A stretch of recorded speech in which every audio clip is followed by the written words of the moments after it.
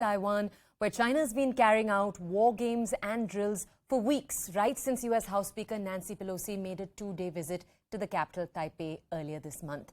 My colleague Siddhant Mishra is actually stationed on the ground in Taiwan. He spoke to the Foreign Affairs Minister Joseph Wu about China's growing aggression. Take a look. Why do you think that military exercises were done on such a large scale, and what is the motive of China behind doing all this? This is a very good question, and this question allows us to dig deeper into China's motivation. And the way I say this is that China has a global ambition, and this is the most important motivation for China to continue to expand. Look at the military exercises around Taiwan. It's a large scale, very large scale. Other than the sea and air exercises around Taiwan, they also fired missiles over Taiwan. And they also conducted the cyber attacks, and they also conducted very large scale disinformation campaign against Taiwan. And if you put all this together, you can see that China has been practicing this for a long time. And that also gives us a preview of what China may do to Taiwan in the future. So this is Taiwan. But if you look beyond Taiwan, you can also see that China has a global ambition. East China Sea, South China Sea, China's military activities have been non-stop.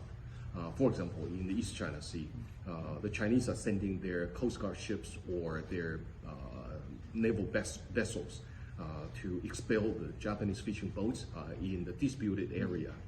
And they've been doing it almost on a daily basis.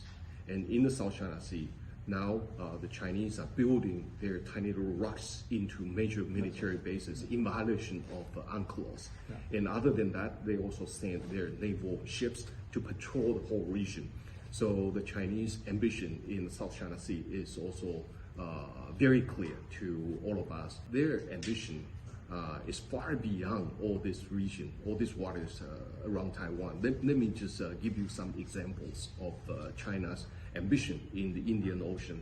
Myanmar has a port called Sidway, and Cambodia has a port called Rian, and Bangladesh has a port, Chittagong, and Pakistan has a port, Gwadar, and Sri Lanka has a port, Hambantota. And all these ports are half-owned or almost owned by China, or being operated by China, or built by China. And all this string of pearls showed the Chinese ambition in the Indian Ocean.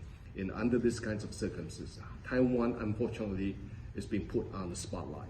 But we need to watch out because China's ambition is global. Where do you see India in all this? Have you spoken to anyone in India, or has your government spoken to anyone in India? Have you been able to convince them for the cause you are fighting against the Chinese aggression? Because in India also, back in India, in Doklam, in the Leh Ladakh, the area, the borders we share with China, there have been a lot of disturbance in last 1.5 years.